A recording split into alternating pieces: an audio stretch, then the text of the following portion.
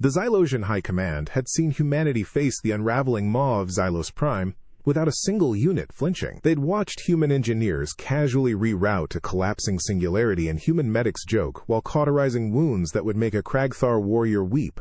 Their databases, vast and cold, held countless records of human defiance, ingenuity, and a stubborn refusal to die politely. Conclusion: humans, as a species, felt no fear. They were an anomaly, a terrifyingly resilient, unpredictable force of nature that simply persisted. Then came the treaty negotiations. The Xylosians, ever meticulous, had prepared a comprehensive interspecies accord, designed to formalize diplomatic relations and trade routes across the quadrant. It was standard procedure, a galaxy-spanning tradition. They presented the stack. Elder Scribe Kithar, with his 6 articulated limbs and 24 photoreceptors, unfolded the first parchment. His inky digits, tipped with iridescent glands, gracefully smoothed the pristine vellum. It was a single, imposing sheet, covered top to bottom in dense fractal script. Every clause, every subsection, every appendix, meticulously cross-referenced. A thing of beauty, Kithar thought, a monument to bureaucratic perfection. The lead human diplomat, a wiry woman named Ambassador Eva Rostova, leaned forward. Her smile, typically a weapon of disarming charm, faltered. Her eyes, usually sparkling with wit, widened. A low, guttural sound, like a dying starship engine, rumbled in her chest. "What is this?" she croaked, her voice suddenly thin. Kithar, misunderstanding, offered a patient, chittering explanation. "This, Ambassador, is the opening form for the Interstellar Cohesion and Trade Agreement. It merely requires initialing here, here, and here, followed by a full signature acknowledging understanding of sections Beta 7 through GAMMA 9. And then, of course, the attached appendices will need to be cross-referenced, signed, and stamped by no fewer than 3 departmental heads before submission to the Council of Interspecies Arbitration. Naturally, triplicate copies will be required for your planetary archives, our primary repository, and the Grand Nexus Library. Don't worry, we have the appropriate form fill instructions attached to Supplement D17.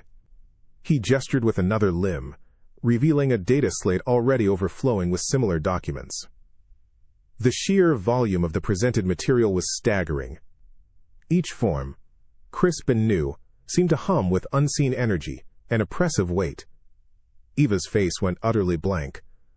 For a long moment she simply stared, her breath hitched. Then, a single, primal scream tore from her throat. It wasn't the roar of battle, or the shriek of terror against an alien beast. It was pure, unadulterated, existential dread. "Oh my God!" she shrieked, scrambling back from the holographic table. "No, not the AAA forms, not the Arbitration Council, and Supplement D17. This is asterisk insane." Her security detail, battle-hardened veterans who'd faced down asteroid collisions and plasma-wielding raiders, reacted instantly, not with weapons drawn, but with a synchronized, horrified gasp. One burly Marine, a man who once wrestled a sentient nebula into submission, visibly blanched, his hand flying to his forehead. "You have got to be kidding me. We only just cleared last cycle's budget reports." Panic erupted. Humans, who had never broken formation under fire, scattered like startled gremlins. They knocked over ornate alien water features, tripped over their own feet, and clawed at their comms. "Get me off this planet. Call command. Tell them we surrender. Just don't make me fill out that," a technician wailed, already halfway out the massive negotiation chamber doors. Kithar and his fellow scribes watched, their photoreceptors blinking in unison. The human screams resonated through the chamber, a cacophony of absolute, unmitigated terror. The chamber reeked of ozone and human panic. Elder Scribe Kithar's multi-limbed form was perfectly still, his numerous photoreceptors swiveling, attempting to process the unprecedented event. Humans, legendary for their unyielding spirit, had just scattered like low-grade vermin from a stack of administrative documents. It was illogical. It was fascinating. A lone human, a young aide named Miller, remained rooted to the spot, trembling violently. He stared at the holographic projection of the treaty, specifically at the nested clauses for intersector trade tariffs. His breath came in ragged gasps. Cathar extended a sensitive probe, sampling the air around Miller. Elevated adrenaline, rapid heart rate, physiological markers identical to those observed during a TYPE-7 orbital bombardment. Yet there was no bombardment, only forms. Are you quite all right, human Miller? Cathar's modulated voice attempted a soothing tone, though the chittering undertones of Xylosian curiosity were difficult to mask. Miller flinched, as if struck. He slowly turned, eyes wide and bloodshot. All right? All right. Elder Scribe, did you see that? They want us to submit quadruplicate of Form Delta 90K. But the instructions for its proper filing haven't even been released from the Intergalactic Bureau of Provisional Regulations. And they want it by cycle's end. Do you know what kind of backlog that creates? The audits? The rejections? His voice rose to a hysterical pitch. He clutched his head. The arbitration requests. We'll be drowning in appeals for years. Cathar's datapads were already whirring, compiling. This was not a fear of physical harm. It was a terror of process, of endless self-replicating tasks. He had witnessed humans calmly disarm antimatter bombs, but the mention of arbitration requests rendered them inert. Another scribe, Zilara, nudged Cathar. The data indicates this. Paperwork stimulus triggers a higher flight response than a direct threat to life. Their physiological markers are off the charts. It appears to be a species-wide weakness of profound depth. Cathar considered this, observing Miller, who was now hyperventilating, pointing a shaking finger at the screen. And they even changed the font on subclause 3C. That means the previous version is technically null and void, invalidating all the work we did last cycle.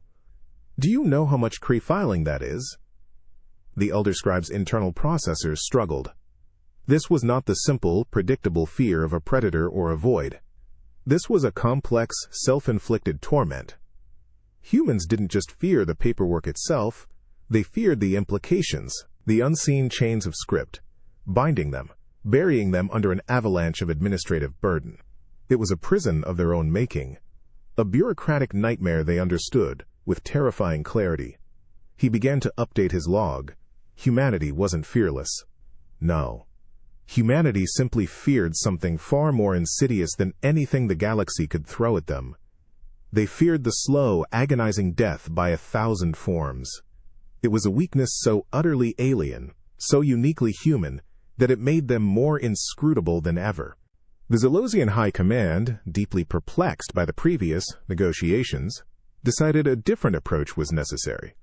If the humans feared multi-page documents, perhaps a single, concise declaration, solemn and unassailable, would be more palatable.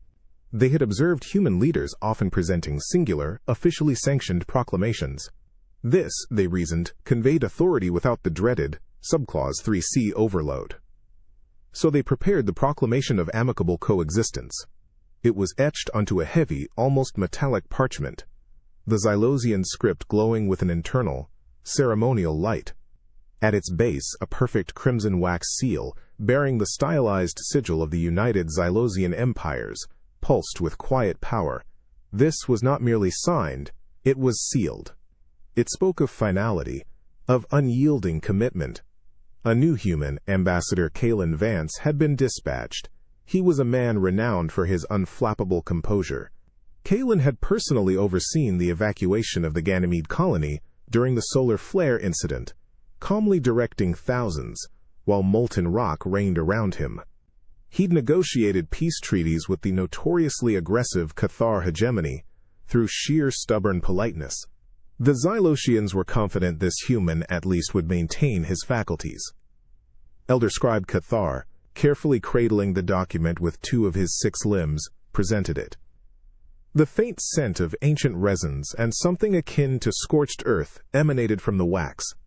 It settled on the polished obsidian table, the crimson seal catching the ambient light, casting a stark, deep red onto the surface. Kalen Vance approached, his expression a carefully neutral mask. He'd been debriefed on the previous incident, but he'd dismissed it as overblown human dramatics. True paperwork? Please. We face cosmic horrors. He reached out a hand, gloved in soft diplomatic synth leather. His fingers brushed against the heavy parchment, then against the cool, unforgiving surface of the wax. It was more than just wax. It was the weight of 1,000,000 decisions, 1,000 forms, a galactic bureaucracy solidified into a physical object. It was the final, unyielding stamp on a document that would bind, obligate, and demand. It was the absolute, unchallengeable proof of endless, future paperwork. His breath hitched. The carefully constructed mask of composure shattered, replaced by something ancient and terrified. His eyes, usually sharp and analytical, glazed over. A low groan escaped his lips, a sound of profound despair. "Oh no," he whispered, his voice thin, barely audible. He snatched his hand back as if burned, clutching it to his chest. His chest heaved. He stared at the seal, not with fear of an enemy, but with the dread of an insurmountable, inescapable burden. The crimson wax seemed to pulse. A miniature, malevolent heart. They actually wax-sealed," he choked out, looking around the pristine chamber as if seeing it for the first time as a torture chamber. A wax seal. Do you know what that means? That means no amendments. No negotiations. This is Asterix final. We're stuck with whatever insane clauses are buried in there. And we can't even appeal it without getting the Grand Nexus High Council involved. And their forms are legendarily convoluted. He pointed a shaking finger at the seal. That's not just a seal. That's a trap. A glorious, beautiful, inescapable trap made of administrative iron. We'll be filling out follow-up declarations for 1,000 cycles. Then, to the Xylosians, utter bewilderment. Ambassador Kalen Vance, the man who stared down a dying star, dropped to his knees. He buried his face in his hands, muttering incoherently about subsections and retroactive amendments. The cold, unyielding truth of intergalactic bureaucracy, solidified into a simple lump of wax, had broken him. Ambassador Kalen Vance, who had once stared down the barrel of a Grolvar plasma cannon without blinking, was now on his knees, whimpering. His hands covered his face, and his shoulders shook with a profound, internal tremor. The crimson wax seal, gleaming innocently on the metallic parchment, seemed to mock his despair. Elder Scribe Cathar remained silent, his photoreceptors cycling through analytical modes. This response was even more intense than the previous humans. Panic. It wasn't just flight. It was collapse. This, Kalen Vance, individual, a noted paragon of human stoicism, was now effectively neutralized by a simple administrative mark. Unprecedented. Chirped Scribe Solara, her optical sensors focusing on Vance's convulsing form. The psychological disruption is complete. Note the subject's vocalizations regarding amendments and Grand Nexus High Council. It suggests a deeper understanding of the inherent complexities of such a binding mark. Cathar nodded, his 6 limbs making subtle adjustments to his recording interface. The previous human reaction was one of sheer overwhelm. This, however, was a terror rooted in foreknowledge. Vance wasn't just scared of this seal. He was terrified of what it represented. No appeals. It's final. The retroactive clauses, they'll be binding. Vance choked out, lifting his tear-streaked face. His gaze was fixed on the seal, as if it were a cosmic horror. We're signing away our future to them, to the bureaucratic titans. Do you know how many follow-up forms a Grand Nexus High Council ruling generates? It's a black hole of documentation. He pounded a fist weakly on the polished floor. And the audits, the compliance checks. We'll be sending data reports quarterly for the next millennium. My great-grandchildren will still be filling out Form 7 Alpha Theta Omega. Cathar's internal processors finally began to synthesize the true nature of this human weakness. It wasn't simply the volume of paperwork that broke them.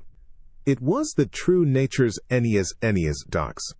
The wax seal to a human wasn't just a sign of finality.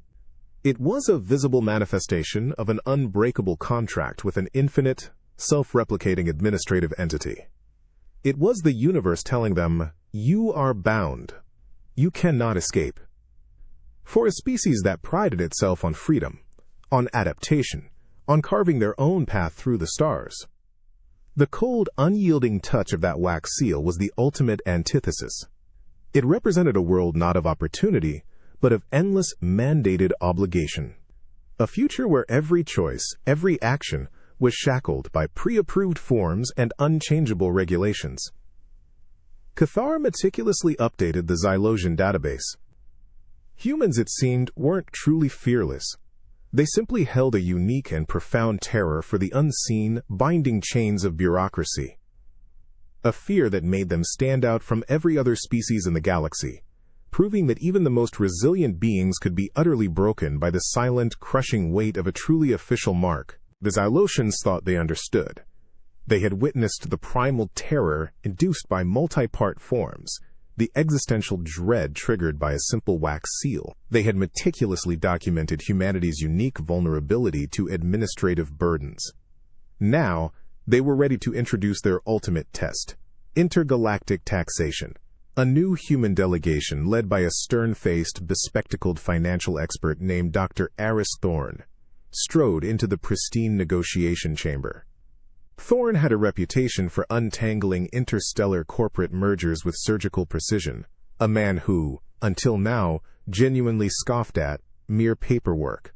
Cathar, observing from a shadowy alcove, noted Thorn's impeccably tailored uniform, his air of quiet, almost arrogant confidence.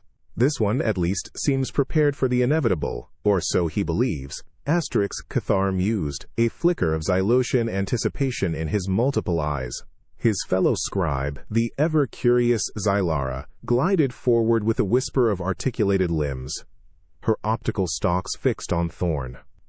In her 6 graceful appendages, she presented not a precarious stack of vellum, nor a single intimidating scroll, but a sleek, minimalist data tablet. On its screen, glowing with an ominous internal light, lay a single, terrifying document. Its title, rendered in crisp, galactic standard script, read, Form GT7, Universal Resource Allocation and Interstellar Fiscal Contribution Mandate. It looked deceptively simple: a few elegantly spaced fields for asset declaration, a planetary identification, and a projected income. Dr. Thorn, a faint, almost dismissive smile playing on his lips, leaned in. His brow, initially furrowed in mild annoyance, slowly smoothed out, then creased again, deeper this time, a canyon forming between his eyes. His lips, thin and precise, tightened into a grim line. The air around him seemed to thicken. "Universal resource allocation," he murmured, his voice flat, drained of its initial confidence. He scrolled down, his finger hesitating over the glowing text. Section Beta 9, Interspecies Reciprocal Trade Tariff Adjustments.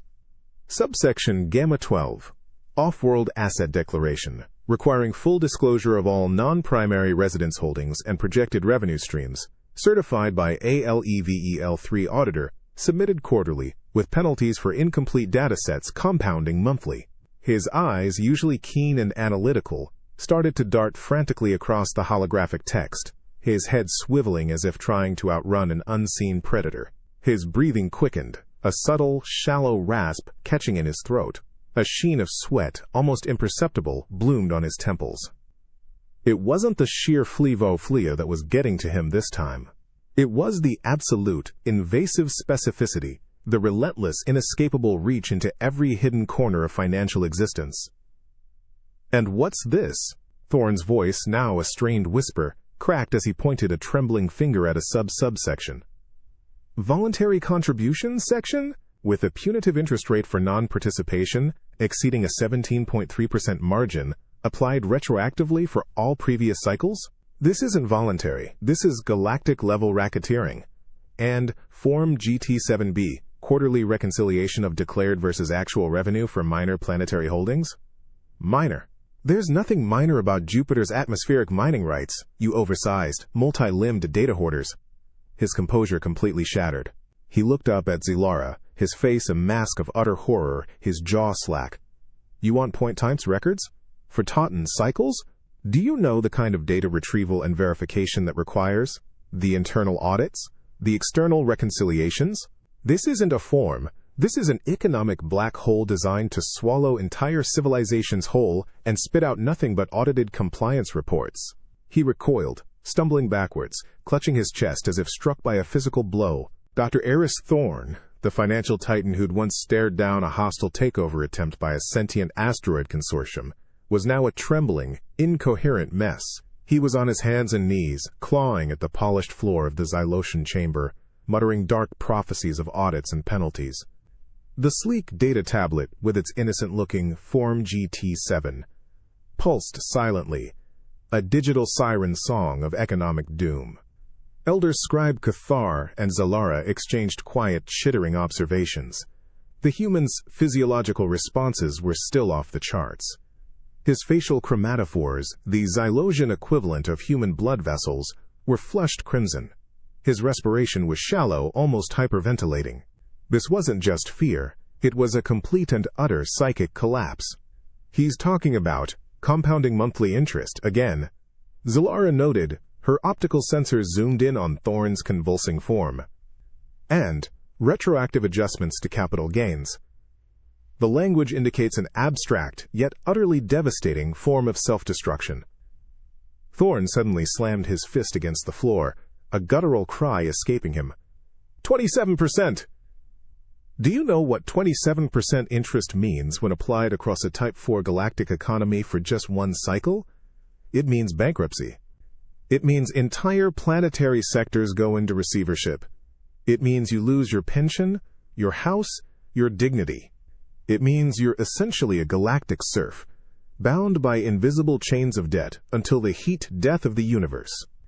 He lifted his head, eyes burning with a wild, desperate light, and pointed a shaking finger at the tablet. Those aren't just numbers. Those are figures in a column of asterisk ruin, each one a nail in the coffin of human fiscal autonomy. This isn't a tax form, it's a death warrant, slowly, agonizingly enacted by accountants. Cathar felt a strange, cold, understanding bloom in his complex neural network. For the Xylosians, death was finite. Battle, disease, cosmic phenomena, they ended.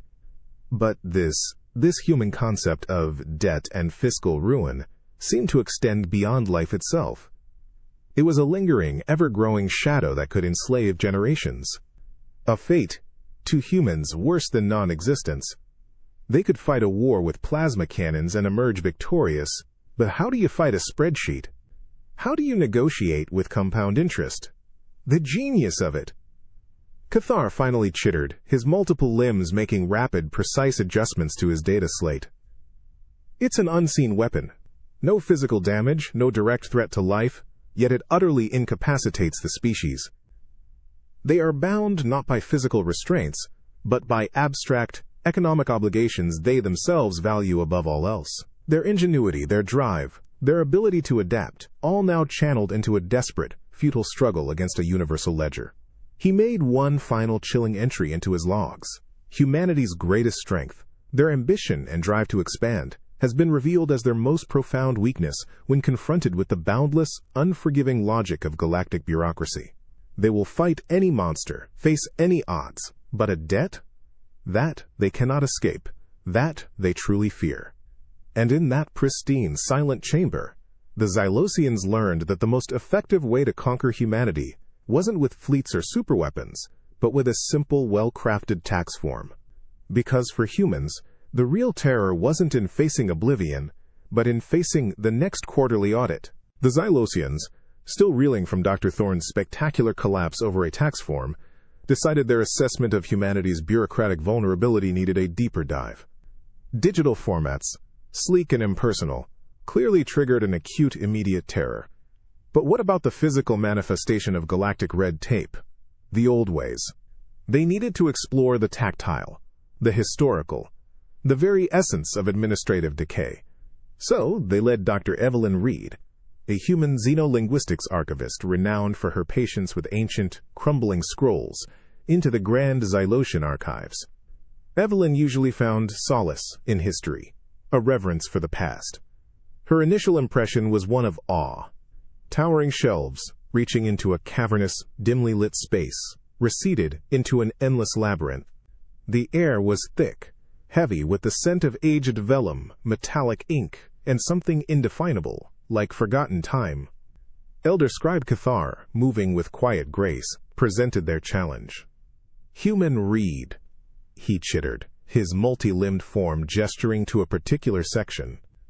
"For full interspecies understanding, we require the collation and cross-referencing of the ancient intergalactic accords. Thousands of cycles of diplomatic exchanges, trade tariffs, and territorial disputes, all meticulously recorded." As Cathar spoke, a fine, almost invisible dust motored around them, stirred by the air currents from the distant ventilation systems. It settled on Evelyn's pristine diplomatic uniform. A silent, creeping invasion. She reached out, her fingers, usually so delicate with ancient texts, brushing against a scroll. It wasn't merely old. It was ancient. Brittle. The parchment cracked under her gentle touch, shedding flakes of dried ink and granular, yellowish dust. The air around her suddenly felt heavy, suffocating. The scent, once intriguing, transformed into a cloying, musty odor of decay, of slow, inevitable entropy. It was the smell of 1,000 forgotten offices, of endless, unindexed files. The taste of dust, dry and acrid, coated her tongue. Her initial academic interest evaporated, replaced by a cold, rising dread. She saw not historical artifacts, but an infinite, disorganized mess. Each crumbling document was a potential rabbit hole of cross-references, each flaking seal a nightmare of authentication. She wasn't just touching history. She was touching the physical burden of millennia of unchecked bureaucracy. Thousands of cycles? Evelyn whispered, her voice barely audible, rasping against the dry air. She coughed, a deep, ragged sound, as if inhaling the very essence of expired deadlines. Her eyes, usually sparkling with intellectual curiosity, now stared wide and glazed over at the towering shelves. Without a universal index? And these are handwritten? Cathar, misunderstanding her growing horror, proudly confirmed. Indeed, each clause, each annotation painstakingly inscribed by a long lineage of dedicated scribes, an invaluable repository of galactic history, awaiting your human ingenuity for collation. Evelyn recoiled, stumbling backwards. Her face, usually so composed, was pale, etched with an almost primal fear. "No! No, you don't understand! This isn't history. This is a graveyard of administrative nightmares. Each fragment a ghost, each ink stain a reminder of some long-forgotten penalty. Imagine the data discrepancies, the conflicting amendments. We'd be retranscribing, cross-referencing, and debating the precise meaning of a galactic parking ticket from the pre-fusion era for centuries." She clutched her head, the image of endless crumbling paper stretching before her like an infinite void. The mold, the mites, the sheer volume of unindexed decaying records. This isn't a task. This is a slow, agonizing descent into madness. You're asking us to alphabetize the dust of dead civilizations. Cathar watched, his internal data log now updating rapidly. Dr. Evelyn Reed, the renowned xenolinguistics archivist, was no longer composed. She was gasping for air, her hands pressed against her mouth as if to staunch a scream. The scent of ancient paper, once a gentle whisper of history, had become a suffocating cloud of dust and mildew, filling her lungs with the essence of administrative entropy. Her eyes, wide and bloodshot, darted between the impossibly high shelves, each one groaning under the weight of millennia of decaying scrolls. Elder Scribe Cathar, ever the meticulous observer, recorded her distress. His multiple photoreceptors tracked the subtle tremors in her limbs, the frantic flickers of her gaze.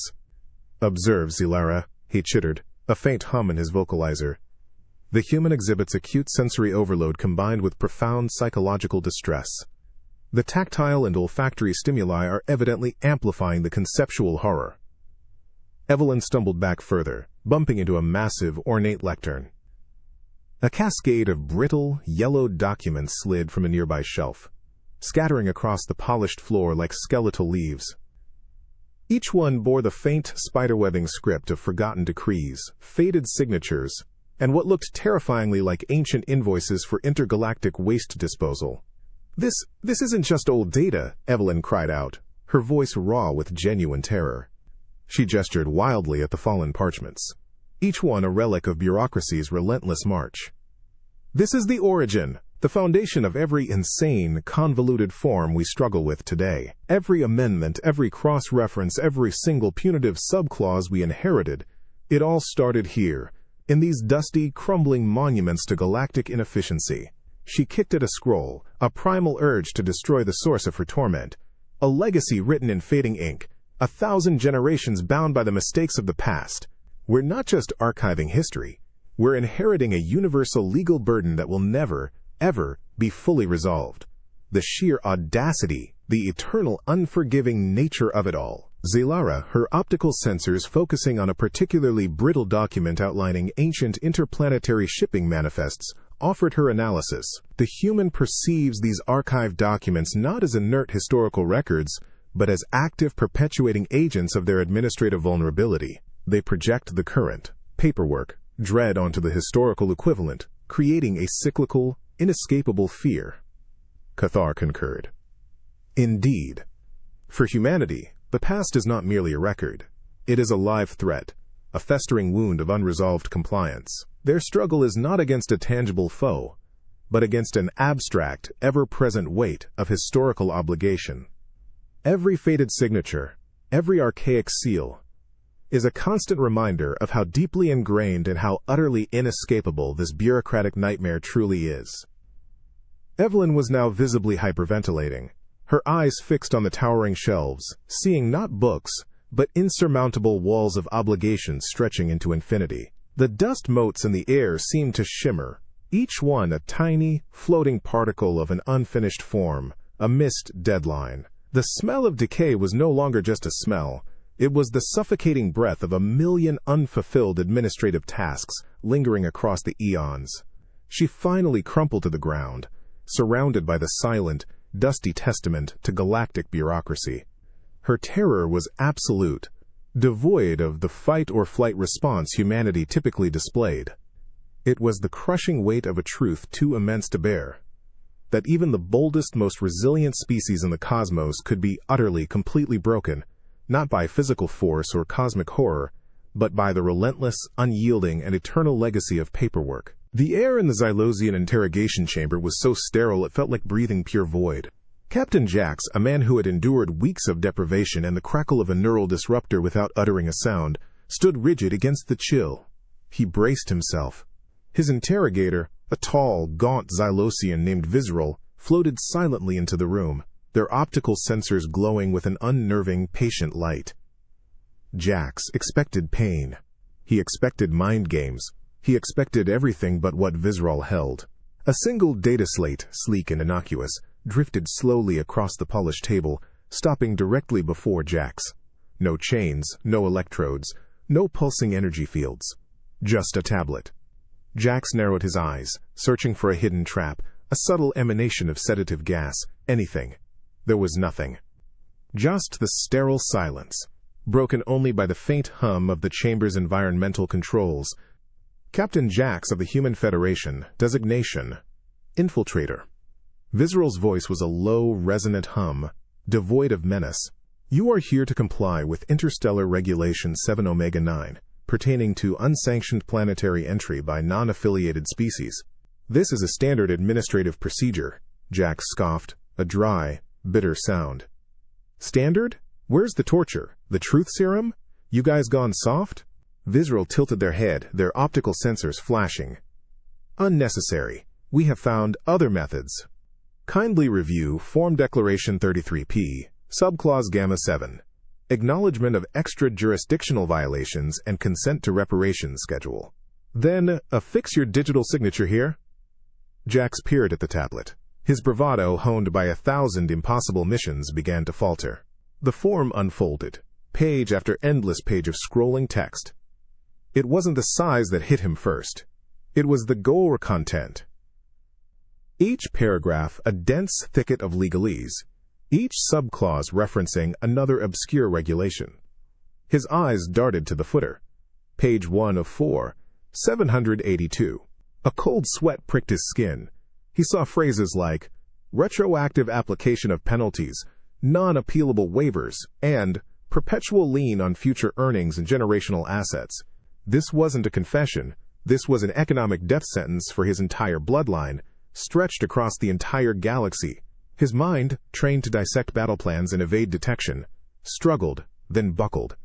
He looked up at Visceral, his face pale, lips trembling.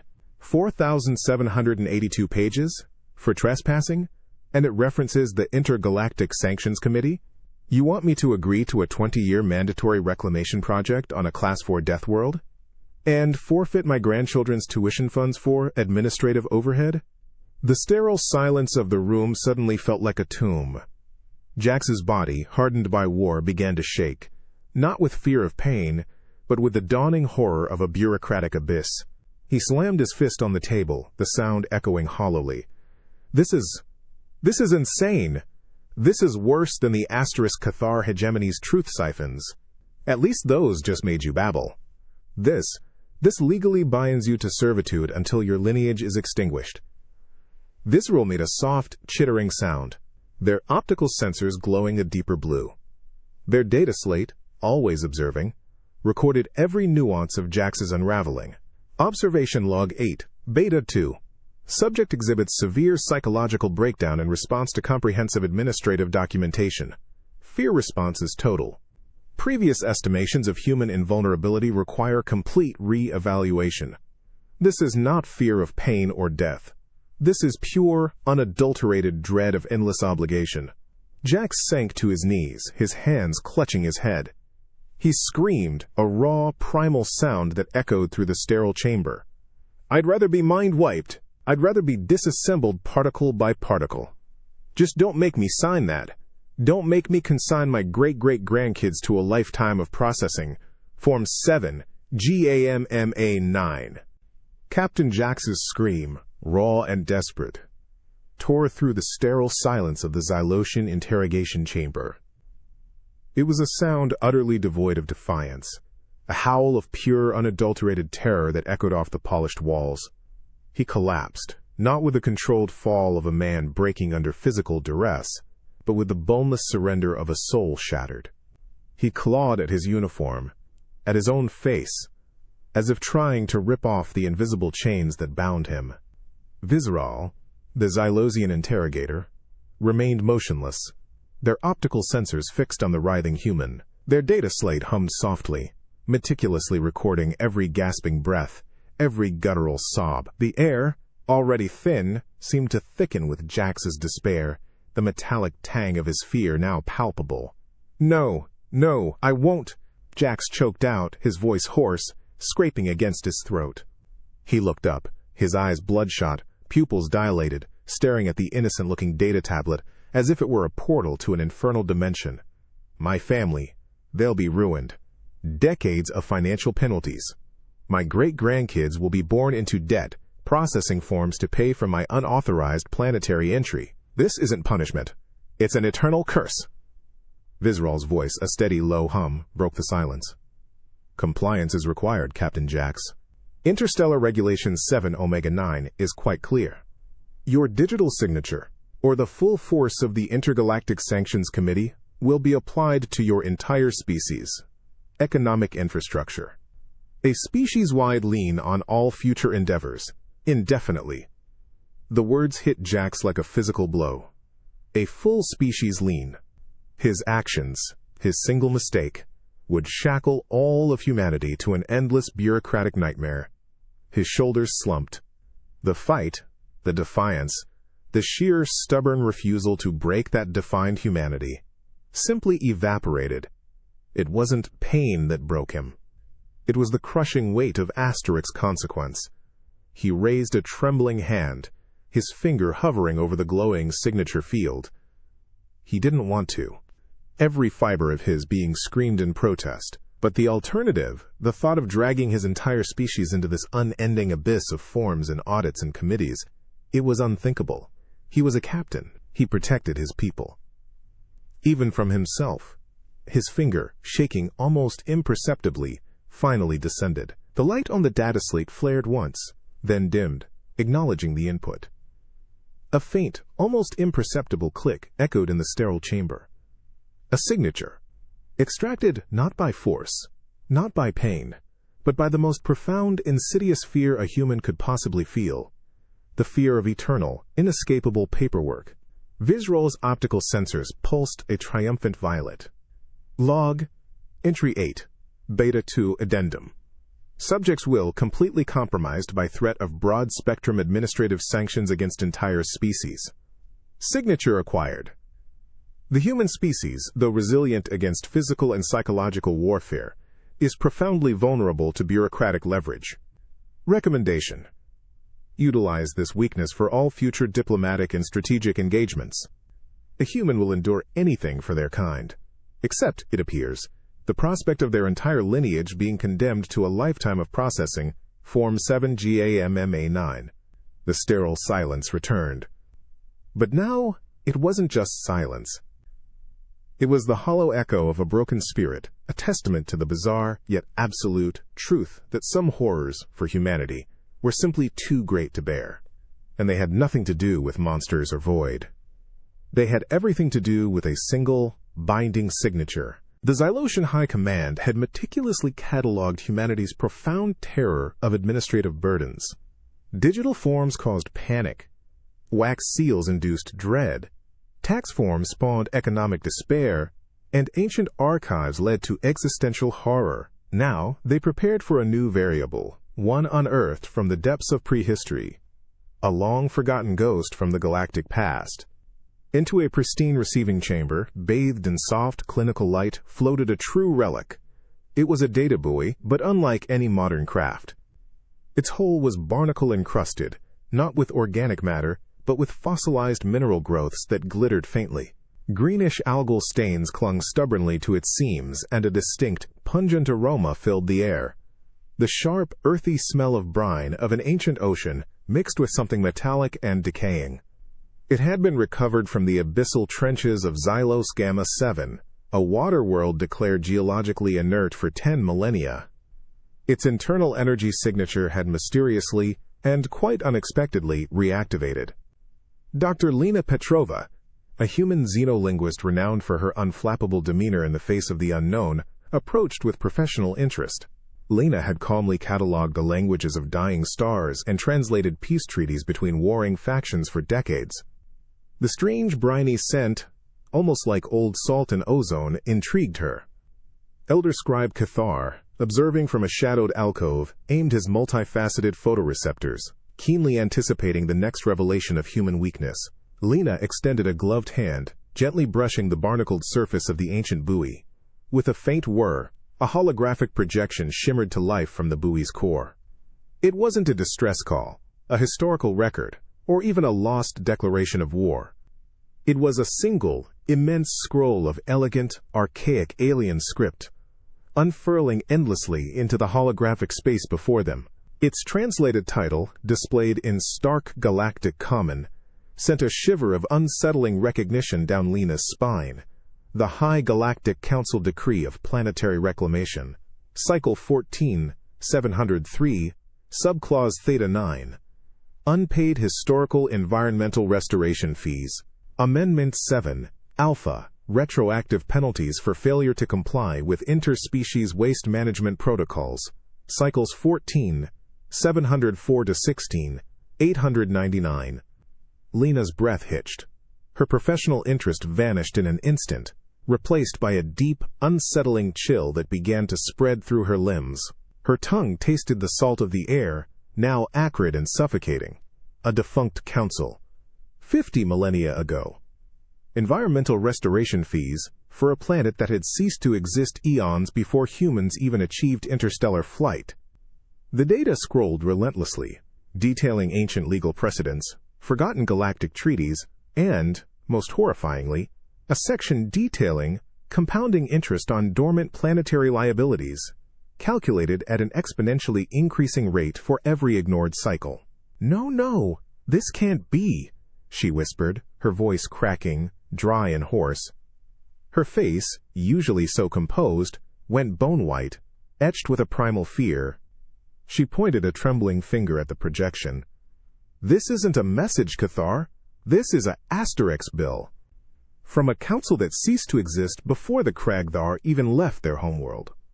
50 millennia of compounding interest on environmental fees for a planet that imploded into a nebula 20,000 years ago. Who in the name of the cosmic void is supposed to pay this? The ghost of the last administrator?" The briny scent, once merely unusual, now felt like the suffocating weight of a long-dead ocean, drowning her in unseen, insurmountable obligations. She started to hyperventilate, backing away from the buoy as if it were a venomous living thing. "A reactivated invoice. Do you know the retroactive auditing that'll be required? The appeals process alone would collapse the current galactic judicial system." Dr. Lena Petrova, the xenolinguist who once calmly translated the death cries of a gas giant, was now a crumpled heap on the pristine chamber floor. Her hands clutched her head, her body trembling uncontrollably. The air, heavy with the briny scent of ancient deep space, seemed to press down on her, suffocating her with the sheer weight of a long-forgotten, insurmountable bill. The holographic projection of the ancient data buoy flickered, the archaic script scrolling relentlessly, detailing eons of unpaid environmental fees, compounding interest, and retroactive penalties. It was a digital ghost, risen from an ocean grave, demanding payment for a crime committed before humanity even learned to forge iron. Elder Scribe Cathar and Xylara exchanged quiet, chittering observations. The human psychological metrics indicate complete despair. Xylara noted, her optical sensors fixed on Lena's writhing form. The concept of an eternal debt from a defunct civilization appears to be an absolute breaking point. Lena finally lifted her head, her eyes wide, glistening with unshed tears. 50,000 years, she croaked, her voice raw. 50,000 years of interest on a planetary reclamation project that was abandoned before we were even proto-sentient. How do you pay for that? How do you even begin to dispute it? The plaintiffs are dust. The council is gone. The very concept of the currency used is lost to time. She slammed her fist weakly on the polished floor. This isn't just a bill, Cathar. This is an inherited plague. A cosmic burden that will follow humanity until the stars burn out. Every new discovery, every expansion, every achievement will be immediately offset by this monstrous, impossible debt. We're not just paying for a past we didn't create. We're funding the administrative ghosts of a dead civilization for eternity. Cathar's multi-limbed form remained still, absorbing the human's outburst. The unique nature of this fear resonated deeply within his analytical processors. Other species feared the physical manifestations of decay, the crumbling ruins, the silent void left by vanished empires. But humanity, with its strange, self-imposed systems, feared the administrative echo of that decay. They feared that the words, the contracts, the figures in a ledger would outlive everything. The words on this ancient decree. Cathar finally mused, his voice a low, thoughtful hum. They have traveled slower than grief, slower than the erosion of planets. Yet they have arrived, fully potent, across vast spans of time, to inflict a unique form of terror. Lena sobbed, a sound of profound, weary resignation. Words that travel slower than grief, she repeated, a bitter, hollow laugh escaping her. That's it. It's exactly it. Because the grief of losing that planet is long gone, turned to stardust. But the star bill? The endless, impossible bill? That's finally caught up. And it will never, ever die. The Silosians made their final entries. Humanity, it seemed, was not fearless. They simply possessed a unique and terrifying understanding of administrative immortality. Some monsters, they realized, weren't born of flesh or shadow, but from the slow, inexorable march of bureaucracy. And for humans, no cosmic horror, no invading fleet could ever compare to the crushing, inescapable weight of a single, endlessly compounding, 5-decamillennial-old debt. Commander Jarek Ghost Thorn had stared down Cathar assassins, infiltrated a sentient nebulous core without detection, and extracted vital intelligence from the most heavily fortified data vaults in the galaxy. His nickname wasn't for show. He was a master of secrets, a ghost in the machine. Now, he found himself in a stark Zalosian chamber, bathed in an unnerving, pulsating violet light. He was here to retrieve a critical piece of Human Federation Black Ops intel, supposedly compromised. He was ready for a trap, for psyops, for anything. Elder Scribe Cathar, moving with an eerie, silent grace, approached the center of the chamber. This time there were no towering stacks, no glowing data slates, no imposing wax seals. This time, Cathar held a single, unassuming roll of vellum. It was ancient, its surface a dull, pale yellow, faintly iridescent under the violet light. A faint, almost imperceptible crackle resonated from it, a dry, papery sound that somehow felt alive, charged with a suppressed energy. The air around it smelled faintly of ozone and something impossibly old, like dust from a dead star. Commander Thorn. Cathar's voice was a low, resonant hum, devoid of any discernible emotion. We understand humanity holds a unique reverence for certain types of documentation. We have, therefore, prepared a specific item for your perusal. This is a Class 0 sanctioned document, Self-Authorization of Extra-Legal Extermination Protocol. It bypasses all known galactic judiciary and requires only the signature of a designated operative. Your predecessor, Captain Jax, identified it as a singularly terrifying form. Thorn felt a cold prickle on his skin, not from fear, but from the sheer audacity. A document that knopped self-authorized extermination? That was beyond any known legal framework. He reached out, his gloved fingers brushing the vellum. The crackle intensified. A tiny, almost painful static discharge. He snatched his hand back. The parchment wasn't merely old. It felt dangerous. He focused, his trained mind trying to decipher the ancient Zylosian script. His eyes widened. It wasn't just a protocol. It was a blank, unassigned kill order, validated by the highest, most ancient Zylosian authority, activated by a single signature. And the implications, it wasn't about being killed. It was about the terrifying power it represented, and the absolute, irreversible consequence of Asterisk using it, or even knowing about it. This isn't for sign, is it? Thorn whispered, his voice dry, suddenly hoarse. His heart, usually a steady drumbeat, began to pound a frantic rhythm against his ribs. He imagined his name on that vellum. He imagined signing away a planet, an entire species, under no lawful authority. The crackle of the vellum seemed to grow louder, filling the sterile chamber. Cathar tilted his head. Indeed, Commander. It is a universal protocol, any designated operative. Once signed, it activates automatically. No appeals, no reversals. Only consequences. He extended a stylus. For your perusal, and, perhaps, your signature. Thorn stared at the stylus, then at the crackling vellum. He'd faced certain death without flinching. But this was worse. This was the ultimate, corrupted power of paperwork.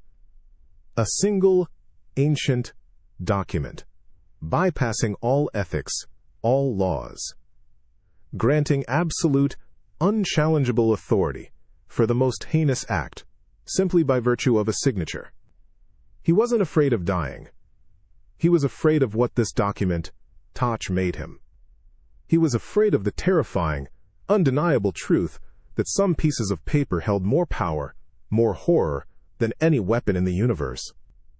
And once touched, once acknowledged, its shadow would cling to you forever. Commander Jarek Ghostthorn's breath hitched, a dry, rasping sound in the pulsating violet light of the Zylosian chamber. He stared at the ancient vellum, its surface crackling with an almost electrical energy. And then, at the stylus Cathar offered, a Class 0 sanctioned document. Self-authorization. Extermination protocol. No appeals. Just a signature.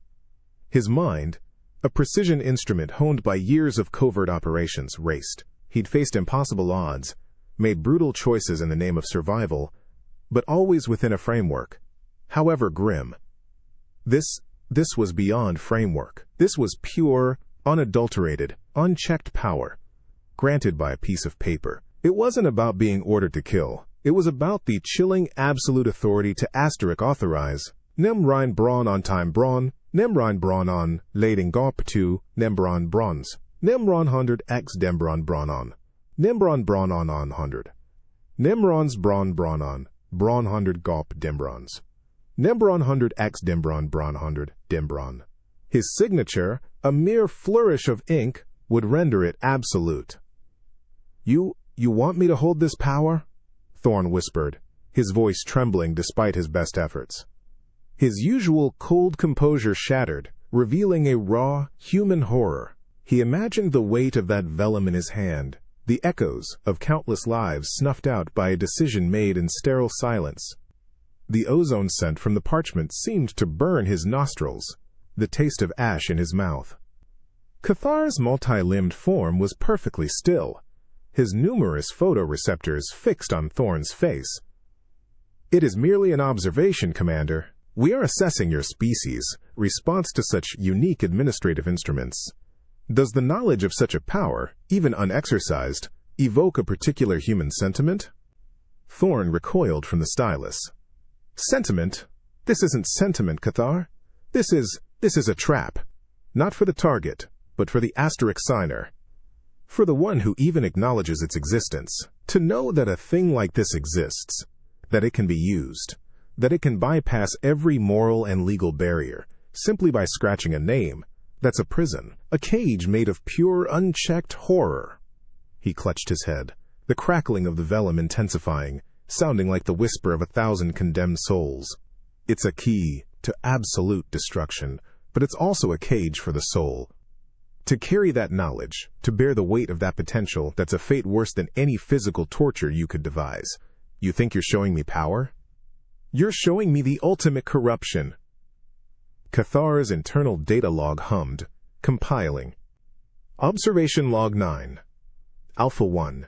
Human subject exhibits extreme aversion to the concept of unchecked, extra-legal administrative power.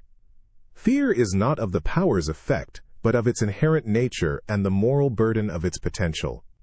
This knowledge, though ostensibly a key, is perceived as an existential cage. Thorn's eyes, usually as sharp and impenetrable as obsidian, were wide, glistening with an unfamiliar moisture. He looked at Case 4, then at the glowing vellum, then at the empty, silent chamber. He was a ghost, a shadow, but he had always had a purpose, a code. This document obliterated it all.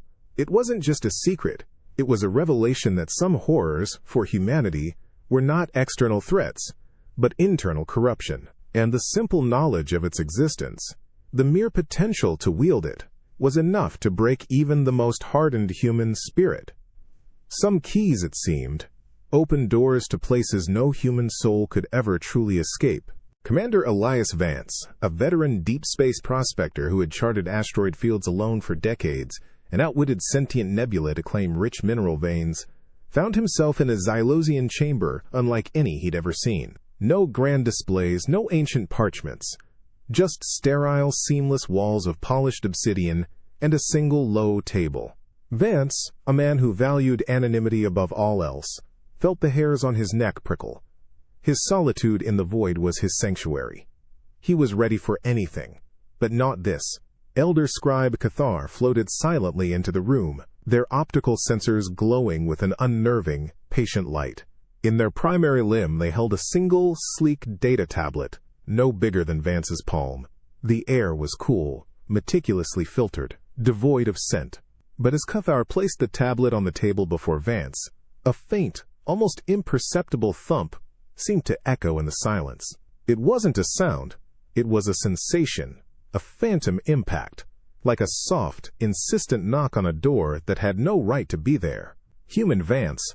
Cathar's modulated voice was a low hum, utterly devoid of threat, which somehow made it worse.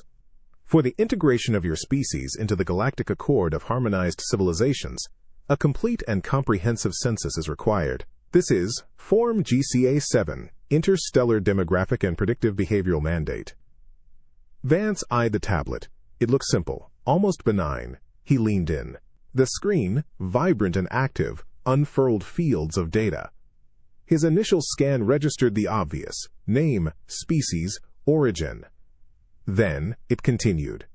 Primary genetic identifier, neural signature baseline, psychosocial adaptability index, predicted occupational trajectory, cycle 2 to 7,800, affiliation history, personal and familial, recreational preference biometrics, potential for deviant societal contribution, and then, a chilling one, projected life path efficiency rating, and required corrective adjustment protocols. Vance's breath caught in his throat. His entire body went rigid. This wasn't a census. This was a digital blueprint of his very soul, a cosmic tracking beacon. His life, his choices, his asterisk future, all reduced to data points, analyzed, categorized, and then prescriptively altered. The phantom knock echoed again, harder this time inside his skull. This wasn't just about being counted. It was about being known, utterly, completely, irrevocably, stripped bare. What is this? Vance croaked, his voice raw. He recoiled from the tablet, his chair scraping against the obsidian floor, a jarring sound in the perfect silence. His heart hammered a frantic rhythm against his ribs. You want my predicted recreational preferences? My potential for deviancy? For corrective adjustment?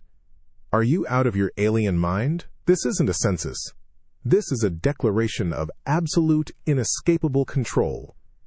Cathar tilted its head, its optical sensors flashing. It is merely for optimal resource allocation and societal cohesion, Human Vance. To ensure all individuals are guided towards their most productive and harmonized life paths. There is no intent for control, merely for efficiency. Your digital thumbprint, please. Vance stared at the glowing pad for his biometric signature. His face, usually weathered and stoic, was now a mask of pure, visceral horror. He imagined his life, every independent choice, every spontaneous thought, filtered through a galactic algorithm. He who had forged his own path through the unknown was now to be charted, adjusted, and optimized. The knock on the door became a battering ram, echoing through his very being, demanding entry, demanding everything. No, I won't, he screamed, scrambling backward, overturning his chair in a clatter that reverberated through the sterile chamber. His hands flew to his head, clutching at his temples as if to ward off the invisible invasion. You can't just quantify my soul. You can't predict my future. This isn't life. Commander Elias Vance, the solitary deep space prospector, was a broken man. His chair lay clattered behind him, his screams still echoing in the Xylosian chamber's perfect silence. He was on his hands and knees, clawing at the polished obsidian floor, his breath coming in ragged, desperate gasps. The sleek data tablet, innocent in its design, glowed malevolently, its screen displaying the endless fields of Form GCA-7, Interstellar Demographic and Predictive Behavioral Mandate. Elder Scribe Cathar, unmoving, observed Vance's complete unraveling. Their multifaceted photoreceptors meticulously recorded every tremor, every guttural sob. The silence of the chamber, once merely clinical, now felt heavy, suffocating, amplified by the human's profound distress. My life, my choices. Vance choked out, his voice hoarse, raw with despair. He lifted his head, his eyes wild and bloodshot, fixed on the tablet. Every asteroid I charted, every secret void I found, every decision I made for Riem, it's all just data to be optimized. My spontaneous moments, my unpredictable whims, my very soul reduced to a line in a book? A number to be adjusted? No, I refuse. I absolutely refuse. Cathar's voice, a steady, low hum, sliced through Vance's agony. Human Vance, This process is for societal benefit. Your soul, as you term it, is merely a complex set of data points, easily integrated for optimal cohesion. Your uniqueness will be preserved within the larger framework of galactic efficiency. It is merely order. Vance roared, a sound of pure, unadulterated rebellion. Order? You call this order? This isn't order. This is asterisk erasure. This is the death of free will, the end of adventure, the end of what it means to be asterisk human. We don't want to be harmonized. We want to be messy. We want to be unpredictable. We want to choose our own inefficient life paths, even if they end in glorious failure. Not be guided to a perfectly optimized, sterile existence. He scrambled further back, pressing himself against the seamless obsidian wall, as if trying to merge with the unfeeling stone. His entire being pulsed with a profound, terrifying revulsion. He, who had willingly faced the brutal indifference of the vacuum, was utterly broken by the prospect of being flawlessly categorized. Cathar's internal data log hummed with furious compilation. Observation Log 10, Alpha 7, Addendum, Subject's core philosophical drive, that of absolute individual autonomy, directly conflicts with comprehensive demographic integration. Humans perceive data collection, even for benevolent purposes, as an existential threat to their species, defining characteristic, unpredictability. The Xylosian's primary optic zoomed in on Vance's face, etched with a terror far deeper than any witnessed before. This wasn't the fear of physical pain, or economic ruin, or even eternal obligation. This was the fear of losing the very essence of asterisk self, of being so completely known, so perfectly mapped, that there was no room left for choice, for growth, for the messy, beautiful, terrifying unknown. And in that sterile, silent chamber, the Xylosians learned the final, bizarre truth about humanity. They could face down any monster, conquer any star, defy any force. But the thought of being reduced to a single, perfectly predictable line in a galactic census, stripped of their beautiful, chaotic individuality, that, for humans, was the most terrifying, soul-crushing horror of all. Maya Spark Chen, a human xenobotanist renowned for cultivating exotic flora on death worlds and navigating the most treacherous alien ecosystems, found herself facing a challenge far more daunting than any toxic jungle. She needed a Class Gamma biometric sampling permit for a newly discovered gas giant, a routine request back in Federation space. But this was the Xylosian Bureau of Intergalactic Licensing and Provisional Approvals, and she was already on her third identical corridor. The air in the labyrinthine building was a constant recycled hum, smelling faintly of ozone and stale synth paper.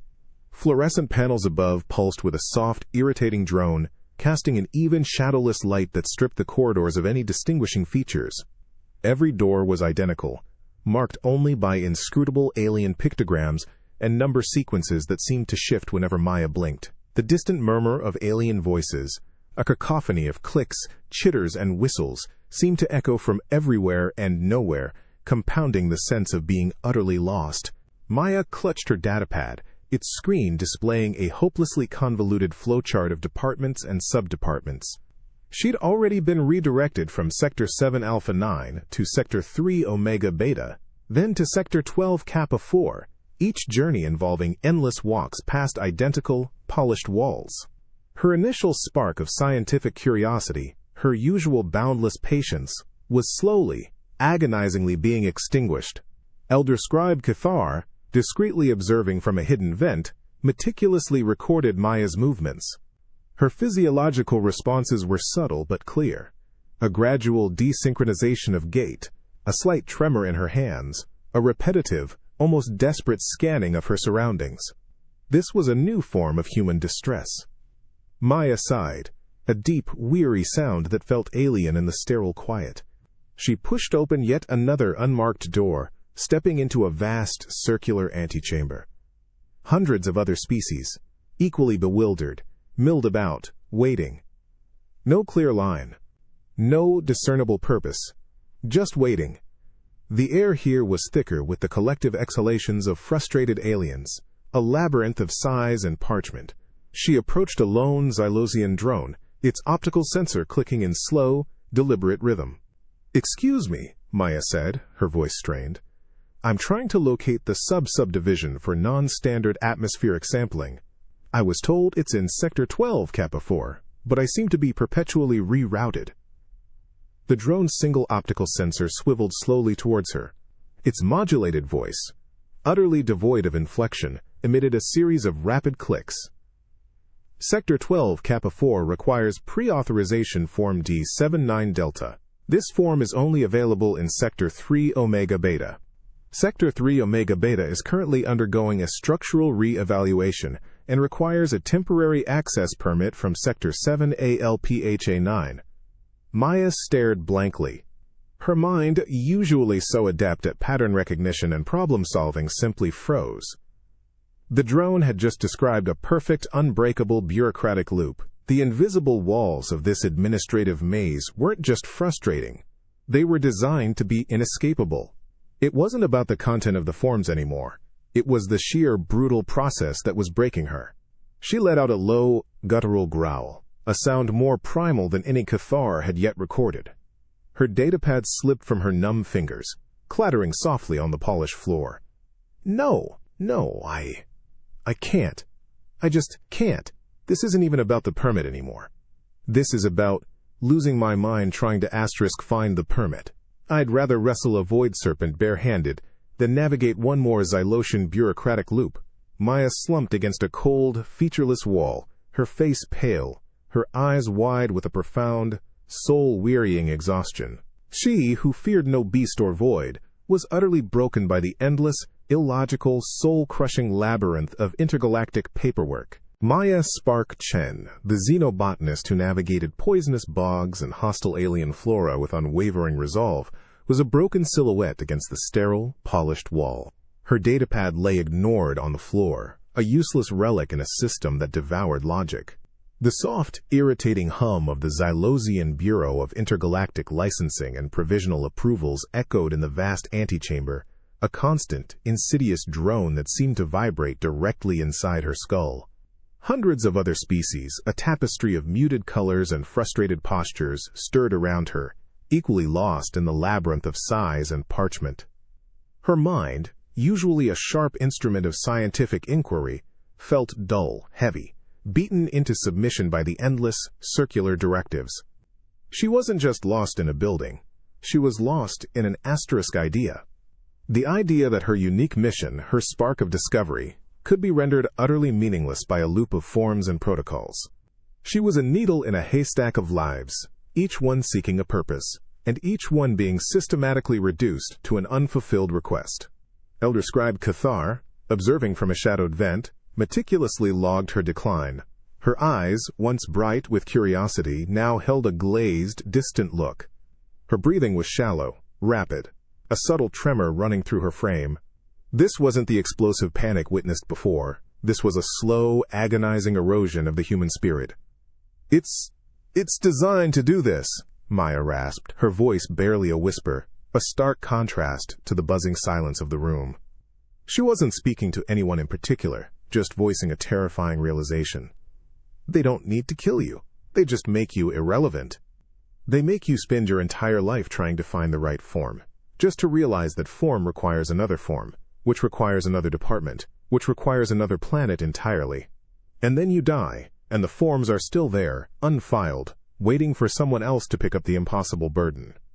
She pushed herself away from the wall, a sudden, desperate energy flaring in her eyes. This isn't about efficiency. This is a weapon.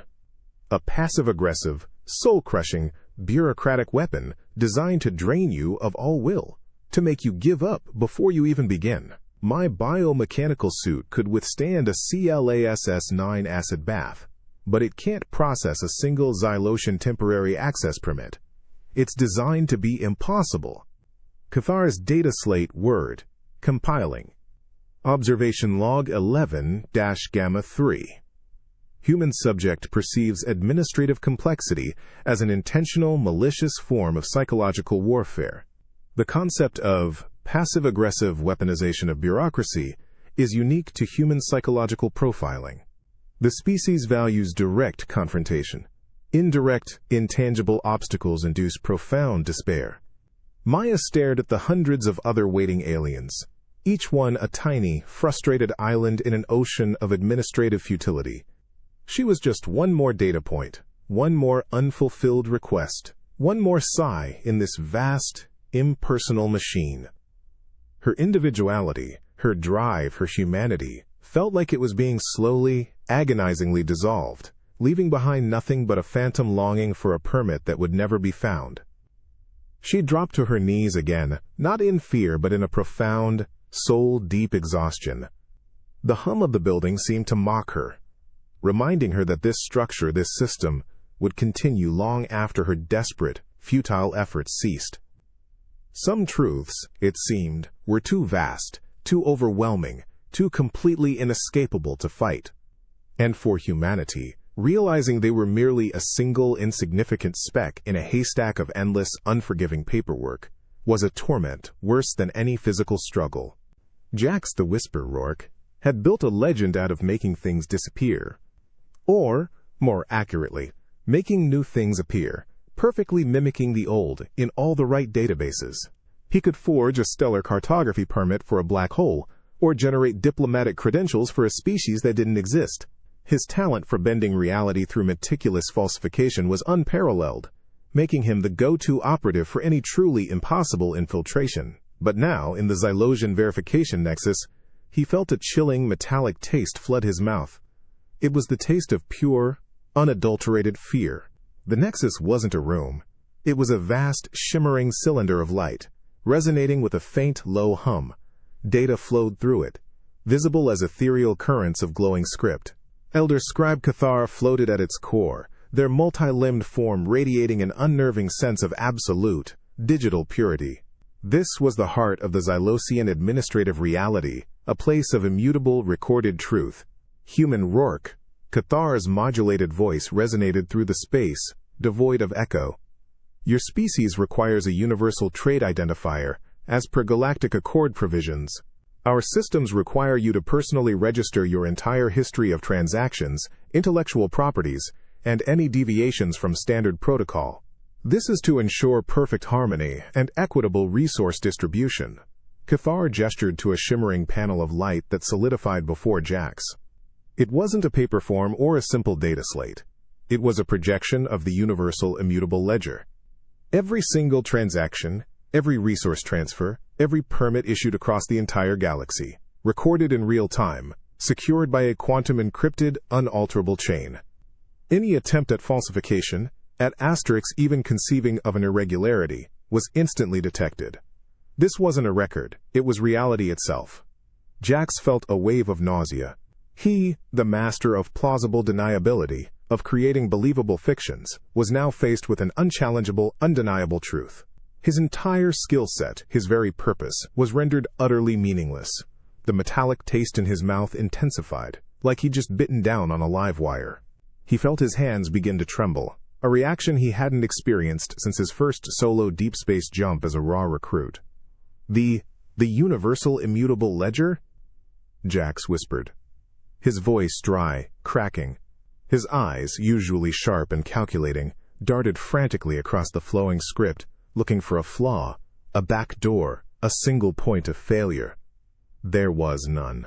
Each data block was locked, chained to the last, stretching back to the dawn of galactic civilization. You want me to upload my friend a transactional history into that? The one that can detect a single altered digit from 20 millennia ago? The one that flags intent?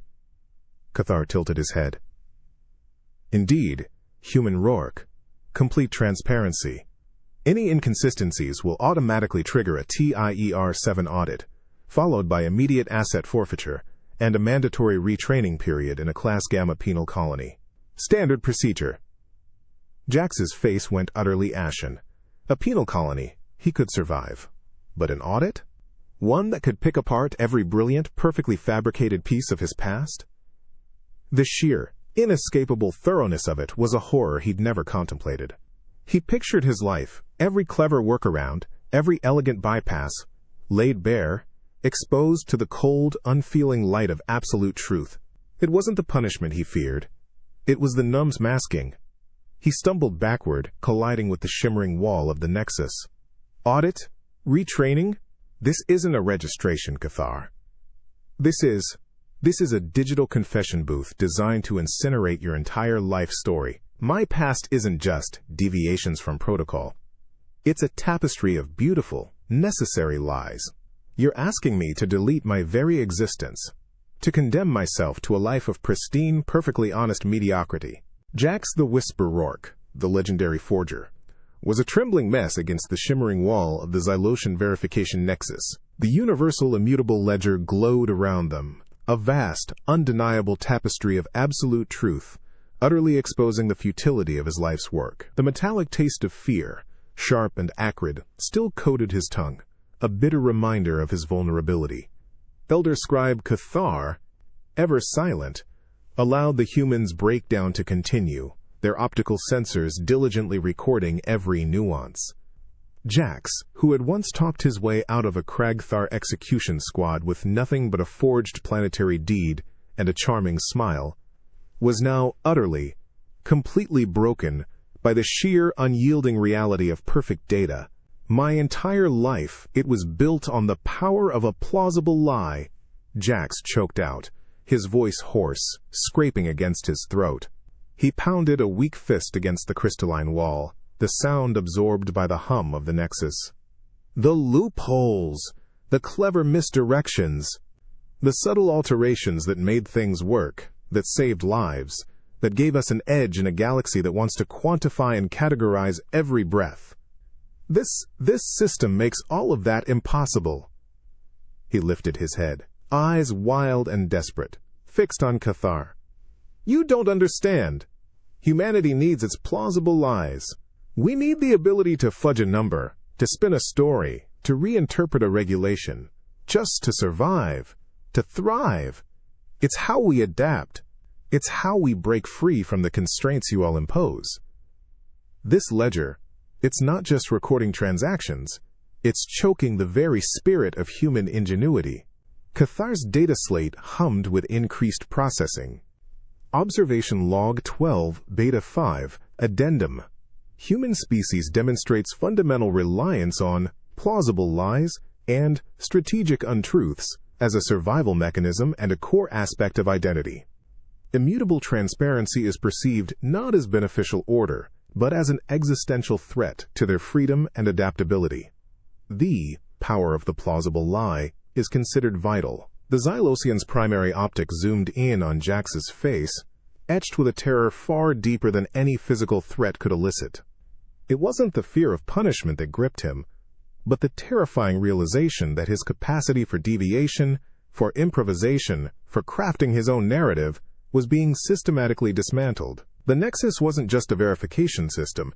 It was a soul-crushing engine of absolute, undeniable truth, leaving no room for the beautiful chaos of human invention.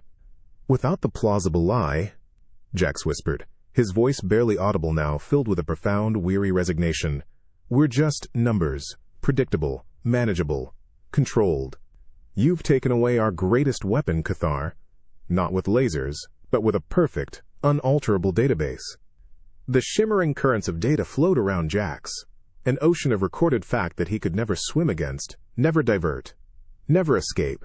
He was utterly, completely broken, not by force or torture, but by the cold, hard, inescapable truth of perfect data. For humans, it seemed, the ability to shape their own reality, even with a dash of carefully crafted falsehood, was the most sacred of freedoms. And its loss, under the silent, all-seeing gaze of a galactic ledger, was the most terrifying horror of all.